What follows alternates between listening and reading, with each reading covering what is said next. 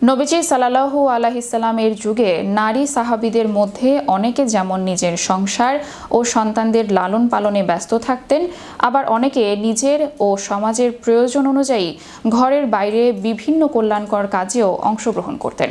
মহানবী সাল্লাল্লাহু আলাইহি সাল্লামের যুগে নারীর কর্মক্ষেত্র ও কর্মজীবী নারী সাহাবীগণ এর জীবনী নিয়ে বিস্তারিত থাকছে টেক্সট রিপোর্টে।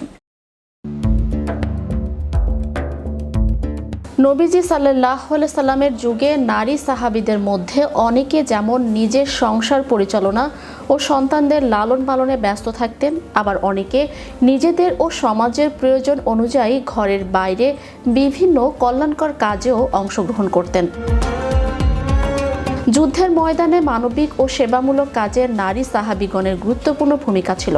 তারা আহতদের চিকিৎসা করতেন, অসুস্থদের সেবা করতেন, সৈনিকদের পানি পান করাতেন এবং প্রয়োজনে যুদ্ধেও অংশগ্রহণ করতেন। হযরত আনাস ইবনে মালিক রাদিয়াল্লাহু তাআলা আনহু বলেন, রাসূলুল্লাহ সাল্লাল্লাহু আলাইহি সাল্লাম যখন যুদ্ধে যেতেন তখন উম্মে সুলাইম রাদিয়াল্লাহু তাআলা আনহু ও আনসার নারীদের সঙ্গে নিয়ে যেতেন।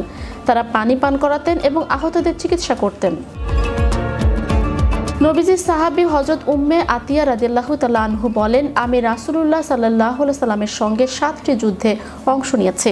আমি তাদের সরঞ্জামাদি দেখাশোনা করতাম, খাবার প্রস্তুত করতাম, আহতদের চিকিৎসা করতাম এবং অসুস্থদের সেবা করতাম। অনেক নারী সাহাবী হস্ত কারুশিল্পের ব্যবসা করে অর্থ উপার্জন করতেন। তাদের একজন ছিলেন নবীজি সাল্লাল্লাহু আলাইহি সাল্লামের স্ত্রী উম্মুল মুমিনিন জয়নব বিনতে জাহাজ রাদিয়াল্লাহু তাআলা আনহু। তিনি হাতের কাজ করে অর্থ উপার্জন করতেন এবং সেই অর্থে প্রচুর দান সদকা করতেন।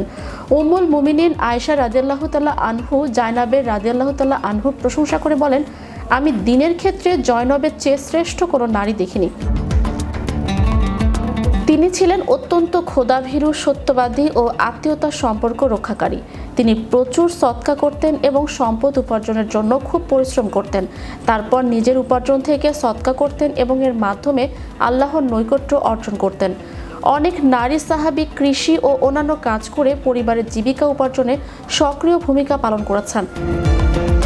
নারী সাহাবীদের মধ্যে অনেকে শিক্ষকতা করতেন, যেমন নবীজি সাল্লাল্লাহু আলাইহি সাল্লামের সাহাবী শিফা বিনতে আব্দুল্লাহ রাদিয়াল্লাহু তাআলা আনহু ছিলেন একজন শিক্ষিত নারী, যিনি নবীজির স্ত্রী হাফসা সহ রাদিয়াল্লাহু তাআলা আনহু অনেককে লিখতে পড়তে শিখিয়েছিলেন। তিনি একজন অভিজ্ঞ চিকিৎসকও ছিলেন।